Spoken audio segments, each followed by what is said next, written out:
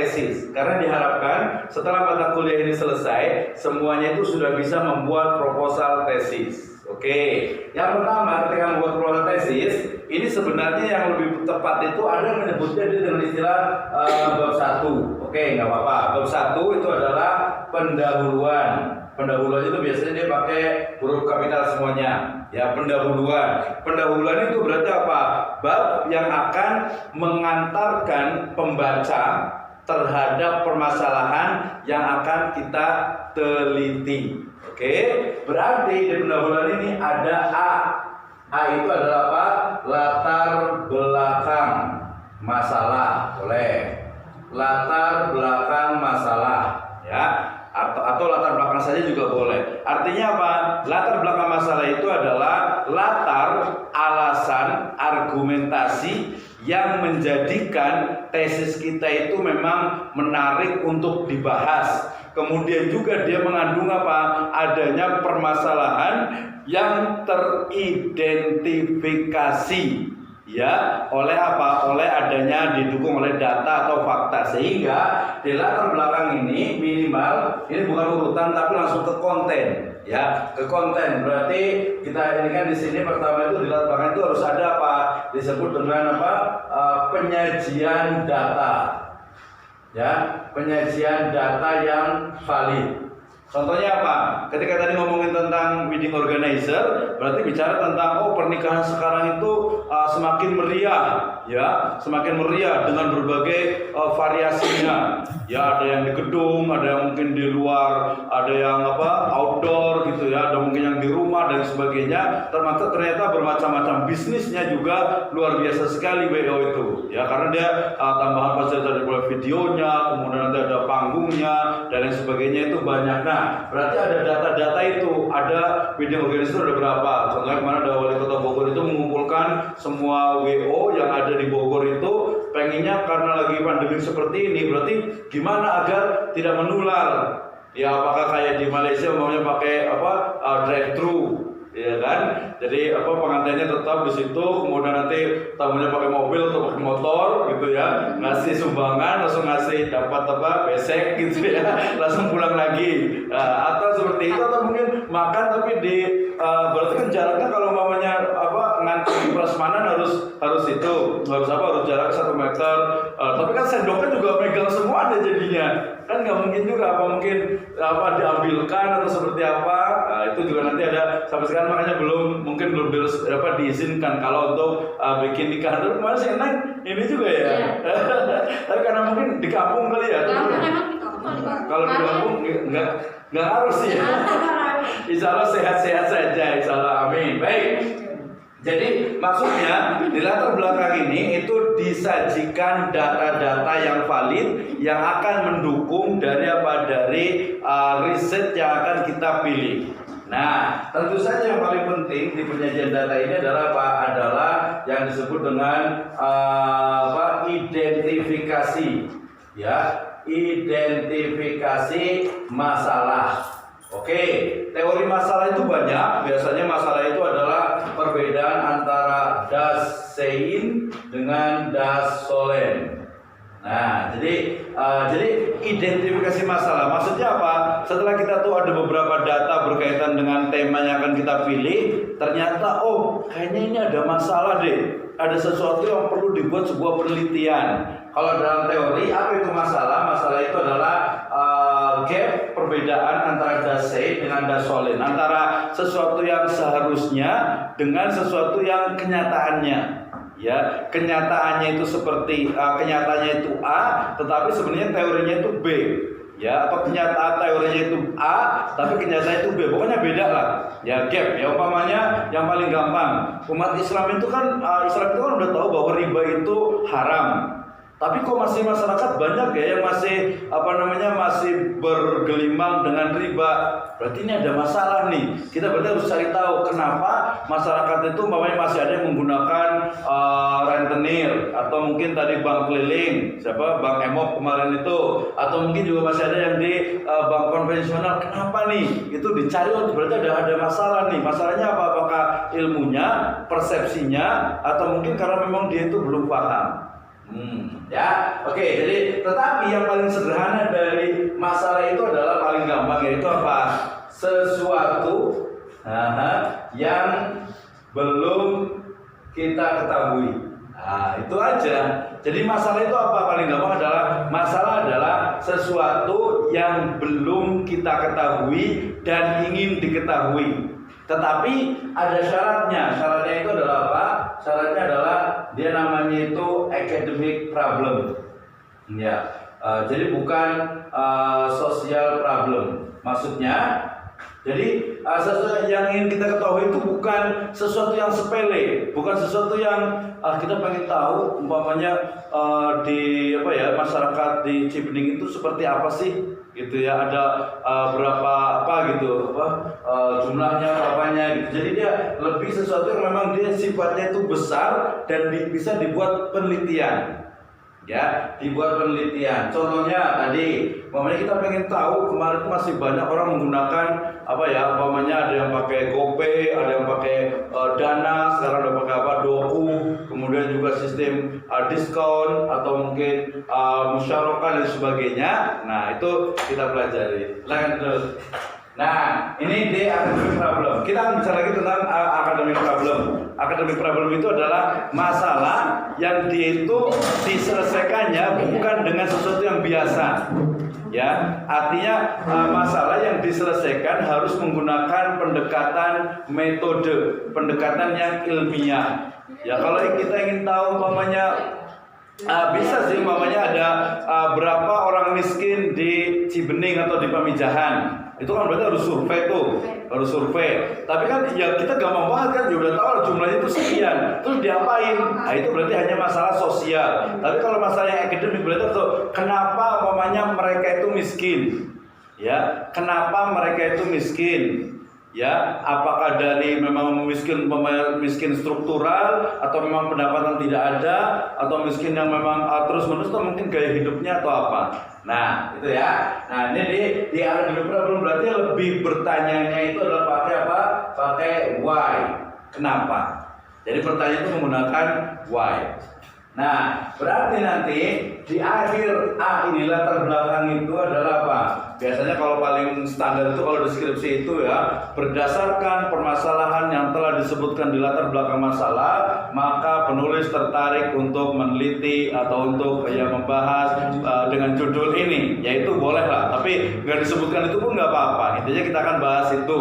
Nah, kita berarti harus masuk yang kedua, kecenderungan B. Apa itu B? B itu adalah ada beberapa jenis sebenarnya, tapi kita boleh dua-duanya atau kita bisa tiga, tapi kita lengkapi dulu aja. Identifikasi dan perumusan masalah. Oke, nanti ada juga yang dia itu langsung ke perumusan masalah.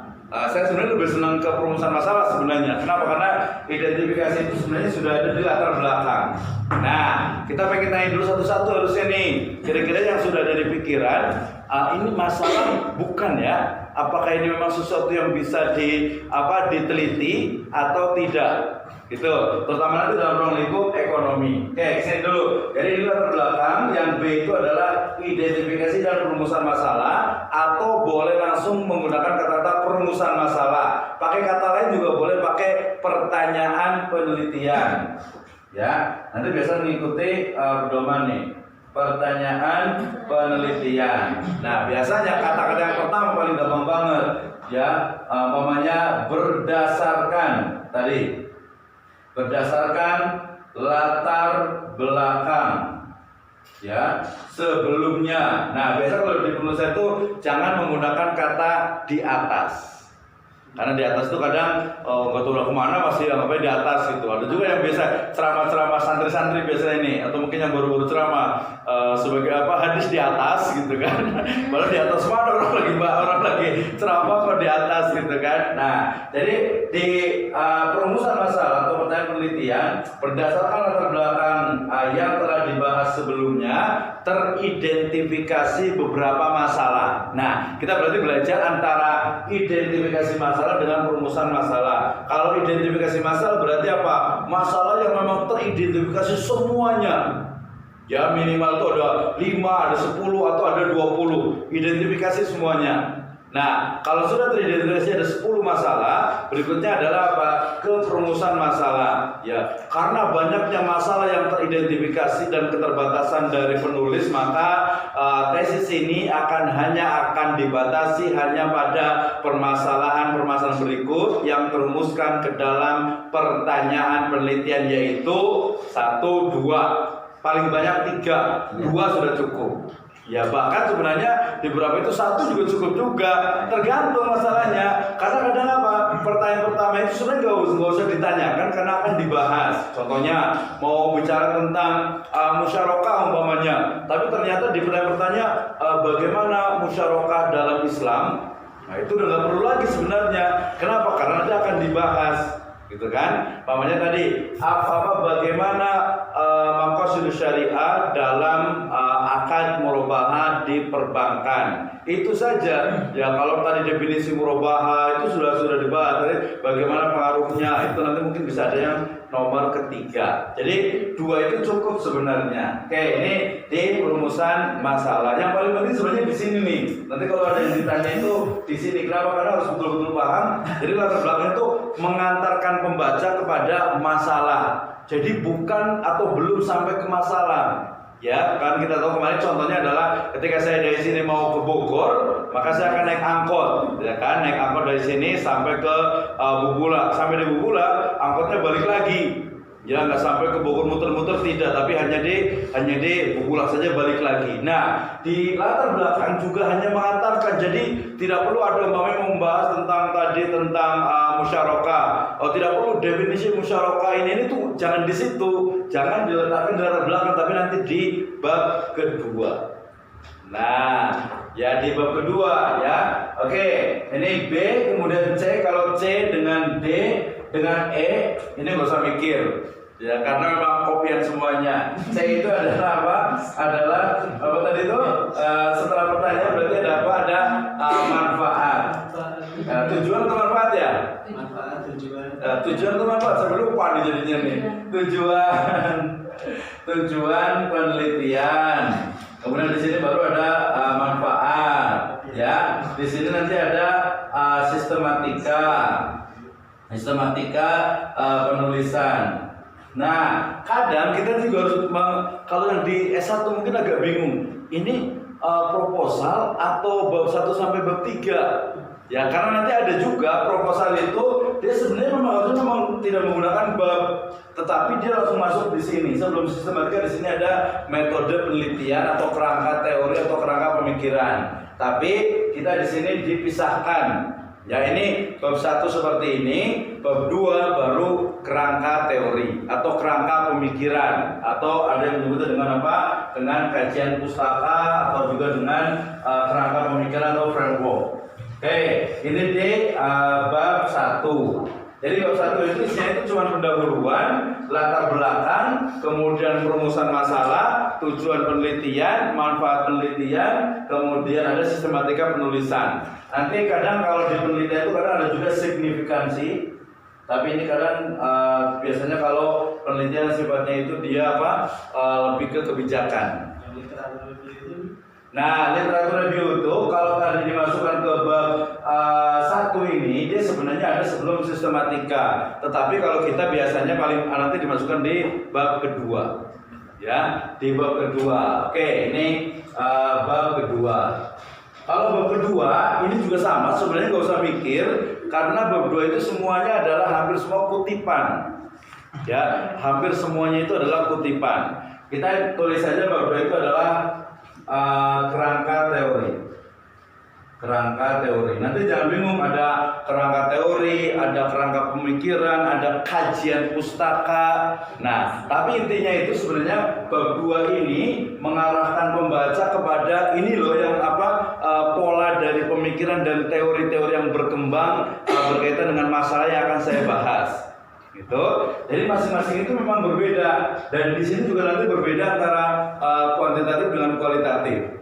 Ya, kalau kualitatif momennya A itu biasanya berkaitan dengan definisi dari definisi operasional. Ya, dia langsung membahas tentang tema utama keyword yang ada di judul tesis itu. Ya sampai dari mulai A, kemudian nanti B, kemudian C, ini semuanya teori. Ya, kemudian D-nya baru di sini ada literatur review. Nah, literatur review.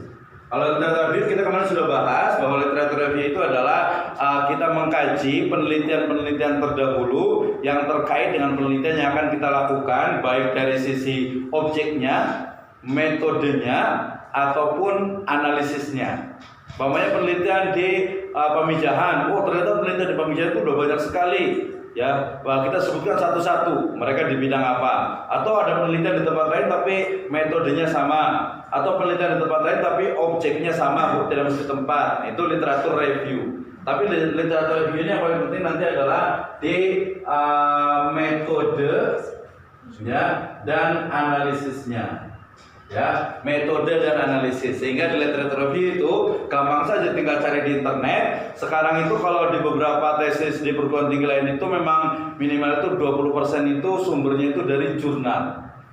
Jadi kalau sekarang bilang mau tesis itu susah, nggak ada bukunya, itu salah. Karena buku itu kadang malah bisa dia di nomor ketiga. Ya, yang paling pertama itu adalah jurnal. Ya, dan jurnal itu ya yang paling banyak kita cari yang gratis. Yang berbayar ada tapi biasanya Scopus. Tapi kalau di ekonomi syariah yang Scopus juga tidak begitu banyak juga, belum begitu banyak juga gitu. Itu biasanya berbayar. Tapi di Moral Rep, di Portal Garuda itu ada semuanya. Atau tinggal ketik di belakangnya itu pakai PDF, nanti yang keluar itu pada jurnal itu bahkan jutaan.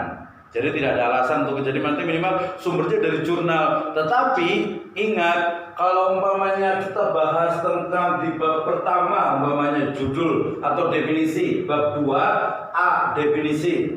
Umpamanya kita bahas tentang tadi mudharabah secara bahasa, atau mungkin musyarakah secara bahasa, atau riba secara bahasa, itu sumbernya jangan di jurnal.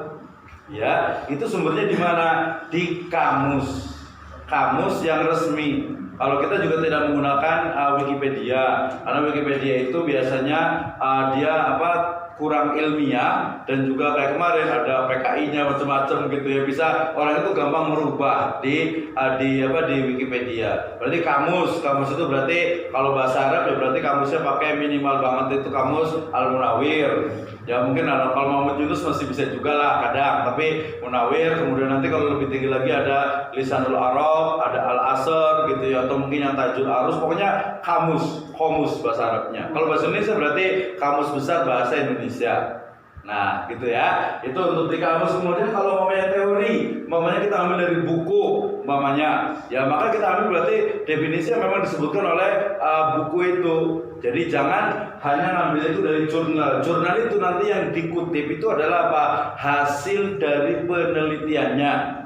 Data di pendahuluan ini juga ini harus berasal dari apa? Dari kalau website itu dari official website, dari website resmi, dari mungkin bisa disebut sebagai sumber-sumber resmi pemerintahan umpamanya. Kalau kita ngomongin tentang narkotika berarti ke BNN, Badan Narkotika Nasional. Kalau pemilu berarti ya KPU. Kalau umpamanya mungkin kasus itu berarti KPK. Kalau itu ya di Mahkamah Agung dan lain sebagainya. Kalau negara berarti Sekretaris Negara. Nah, gitu ya. Situs-situs berita apa? Nah, situs berita itu biasanya dia kalau untuk nanti ada langkah praktisnya. Langkah praktisnya ngambil dari situs berita, kemudian dari situs berita itu dia ngambilnya dari mana, baru kita ambil. Tapi situs berita itu kalau mamanya berita-berita yang mamanya Republika, mungkin kalau mau memakai Kompas itu masih boleh. Tapi dia bukan sumber dari lembaga resminya. Ya, yang lembaga resmi kita tetap ambil dari sana. Gitu. Nah di koran itu biasanya itu ada ide gagasan itu memang tidak ada tempat lain. Gitu ya, koran gitu ya. Kayak sekarang newspaper itu juga boleh pakai, itu bisa dipakai juga. Cuman kan jangan sumber itu umpamanya OJK menyebutkan bahwa umpamanya bus atau bank Syariah itu ada sekian. Kalau sumbernya Republika ya nggak valid. Sumbernya itu harus di OJK juga sudah ada, di BI juga sudah ada. Gitu. Ya, ini kaitan dengan apa? Dengan data yang harus valid. Tadi dari literatur reviewnya ini bab 2. Bab 2 ini akan ditentukan oleh penelitian apa yang akan Anda lakukan. Nah, gitu. Baik, ada pertanyaan di bab berapa sebenarnya ya? Bab 1 dengan bab 2 terpotong-potong nih. Oke, bab 2 sebentar lagi dan ini kata-katanya itu bisa menggunakan kerangka teori. Ingat, kerangka teori itu berarti adalah apa? Teori yang kita gunakan untuk menganalisis dari apa? Dari objek penelitian kita. Kalau kerangka pemikiran berarti cara kita berpikir. Ya, cara kita berpikir itu seperti apa? Saya memikirkan tentang bagaimana pengentasan kemiskinan di pemijahan umpamanya. Saya mikir itu dari mana? Apakah dari mulai menyiapkan pekerjaan atau mungkin mensubsidi mungkin bantuan langsung atau seperti apa? Ada kerangka pemikirannya. Kemudian kalau ada kata-kata juga nanti bab 2 juga kajian pustaka. Berarti juga sama, kajian pustaka berarti adalah apa? Pustaka itu berarti adalah literatur atau tulisan-tulisan penelitian-penelitian yang sudah dilakukan oleh orang lain, baik dalam kamus, dalam buku, dalam penelitian dan sebagainya, yang kemudian itu dijadikan sebagai bahan kajian kita untuk mendukung penelitian yang akan kita lakukan. Kita kutip gitu. Ya, betul. Makanya di bab 2 itu hampir semuanya isinya itu kutipan.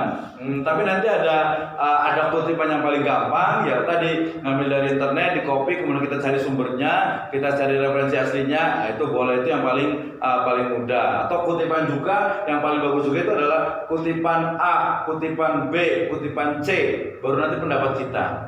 Ya jangan sampai juga semuanya kutipan semuanya. Contohnya gini, mudoroba menurut bahasa adalah ini dari kata-kata doroba. Nanti ada kata-kata kita tuh. Nah berdasarkan definisi ini atau kamus ini, maka menurut penulis bahwa mudoroba secara bahasa itu adalah ini. Yang kedua, mudoroba menurut istilah, menurut umpamanya Hasbiyah Siddiqi, menurut lagi umpamanya Profesor Juhayes Praja, menurut lagi pendapatnya dari Pak Profesor Rahmat Syafi'i. 1, 2, 3. Setelah itu di bawahnya baru disebutkan. Atau setiap satu yang lebih bagus, sebenarnya setiap satu kutipan itu ada pendapat kita.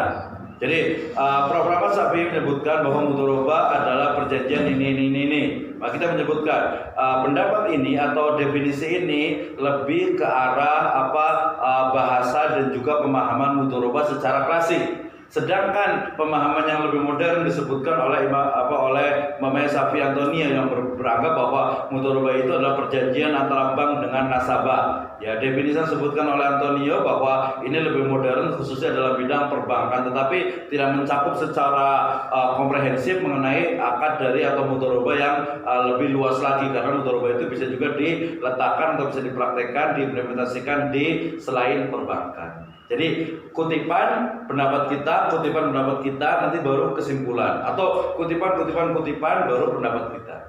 Nah itu yang paling bagus. Oke, tahu ya, kajian pustaka, kerangka teori, kerangka pemikiran. Nah balik lagi ke kerangka teori, ini kenapa sering dibahas, karena kadang itu nggak paham kerangka teori itu apa ya. Nah, oke. Kalau metode suka dengan kemiskinan nggak? Bukan, beda mungkin masih ini kemiskinan ya. Oke, kita gini ngomongin tentang kemiskinan. Iya, nanti berarti tesnya tentang kemiskinan aja. Tapi mudah-mudahan, tapi biar nggak miskin. Enggak, gini. Jadi ngomongin tentang kemiskinan di bab 2 berarti apa? Kajian pustaka. Bab pertama itu adalah kemiskinan itu apa? Ya, kemiskinan itu apa? Karena ada yang menganggap ada miskin iman, itu miskin juga katanya. Oke, tapi itu definisi. Tapi yang paling penting adalah standar kemiskinan itu apa sih?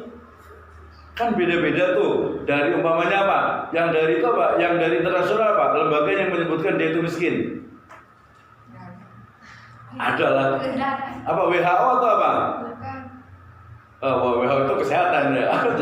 Ada ILO, IMF, itu International Monetary Fund. Dia lebih ke keuangan, dia ke standar ekonomi negara. Ya nggak apa-apa. Atau ya pokoknya ada lembaga internasional yang menyebutkan bahwa orang miskin itu adalah orang yang memiliki pendapatan per hari itu $1. Itu siapa yang ngomong? Disebutkan satu IMF ya. IMF. Kemudian IPB juga ngomong. Di riset IPB itu menyebutkan bahwa kemiskinan atau orang miskin itu adalah orang yang memiliki pendapatan berapa? Kalau 18.000 atau berapa gitu. Nah, teori-teori tentang kemiskinan itu digabungkan jadi satu, kemudian oh ternyata pemijahan ini memang termasuk miskin. Kenapa? Karena dari sisi pendapatannya ada indikasi-indikasi kemiskinan. Termasuk yang paling penting adalah kenapa terjadi kemiskinan. Ya kan? Kemiskinan itu terjadi kenapa sih? Dampak COVID-19. Ya, kalau itu karena takdir dari Allah Subhanahu wa taala. Itu yang pertama. Enggak juga, enggak selesai. Enggak selesai. Pertama, nanti kalau selesai itu nanti kalau dalam akidah itu namanya apa ya? Namanya itu Jabariyah, ya kan?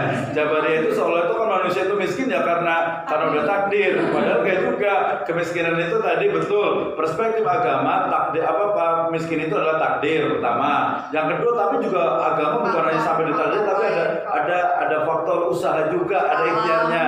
Faktornya apa? Apa? Alam, faktor alam. Berarti mungkin karena alam itu ini ya, tanahnya itu gersang dan sebagainya, atau mungkin kayak di Afrika namanya, di Afrika gitu kan. Kenapa mereka miskin? Ya negaranya itu alamnya itu memang tidak mendukung. Cocok tanam nggak bisa. Ya bercocok tanam. Terus mereka ngapain di situ? Kenapa nggak pindah gitu? Ya dulu tuh mungkin masih bisa pindah-pindah. Kalau sekarang udah nggak bisa. Ke perbatasan aja udah mungkin ditembak atau apa gitu kan, ilegal dan sebagainya. Nah itu faktor alam betul. Berarti ada faktor minimal itu ada eksternal, ada internal. Yang paling banyak ya mungkin eksternal lah. Tadi alam. Kemudian apa? Pendidikan. Nanti ada kebijakan politik atau pemerintah. Yang paling banyak itu pendidikan. Kemudian mungkin juga ada juga yang dia nggak pendidikan tapi bisa kaya juga. Keahlian berarti keterampilan itu bisa diperoleh dari pendidikan yang formal ataupun non formal. Atau kalau yang di Indonesia kira-kira kemiskinan apa nih? Tadi saya menyebutnya dengan kemiskinan apa? Struktural, atau yang disebut kalau mamanya di teman-teman di lembaga mikro syariah itu disebut dengan apa? Lingkaran setan kemiskinan. Ya kan? Jadi lingkaran setan kemiskinan itu ada orang itu udah miskin. Ya miskin, anaknya banyak, banyak lah 3 aja anaknya 3, karena miskin dia sekolah itu cuma sampai SD sampai SMP lah, sampai SMP. Anak SMP mau kerja gak bisa kerja, akhirnya jadi kerja mungkin jadi pabrik tahu atau di OB, miskin lagi, belum lagi nanti OB itu SMA. Oh SMA. Jadi yang biasanya SD itu pabrik tahu. Ya, nah, oke. Ya pokoknya itu. Kemudian akhirnya nanti dari sisi pendidikan seperti itu, dia berlanjut terus dari sisi kesehatan. Kalau dia sakit akhirnya ngutang, ya kan? Kemudian tadi karena pendapatan buat makan aja susah, boro-boro buat nabung, tabungannya tidak ada, jaminan kesehatannya tidak ada, akhirnya miskin lagi. Tapi yang paling penting sebenarnya kredit. Ya, karena tadi buat kebutuhan mau belum lagi gaya hidup, masuk ke gaya hidup juga. Iya, juga. Jadi gaya hidup itu mungkin dia itu harusnya nggak usah beli TV karena jalan kaki kalau hiburan pengen dong beli TV. Terjanji. Hah? beli TV itu pengennya yang agak bagus lah, kredit. Beli kulkas kredit juga, akhirnya nyicil kalau dia pas sakit tadi nggak dapat aja miskin lagi. Tapi yang paling penting menurut saya itu adalah memang mindset miskin juga. Tapi karena mindset juga nggak bisa disalahkan juga. Saya lagi mikir kayaknya memang mohon maaf cara berpikir orang kampung dengan orang kota atau dengan orang pinggiran itu beda. Kira-kira salah di apanya ya? Jadi gini, saya suka merhatikan, saya juga bukan orang kota, saya juga orang gunung sebenarnya, pasir tengah gitu di gunung. Tapi kok kadang saya pikir orang ini kenapa ya dia nggak ada kerjaan, tiap hari mungkin ya di rumah aja nggak ada kerjaan. Tapi pas saya tanya bingung juga mau ngapain. Nah kira-kira salah apanya nih? Apalagi itu tiga hari mungkin ketemu orang miskin gitu ya. Pendamping. Iya, pendamping kan kadang udah bilang miskin. Nah kira-kira mindset mereka itu kayak gimana sih? Berjanji ya. Itu banyak faktor sih Pak, karena emang budaya. Budaya miskin gitu ya. Ada budaya miskin.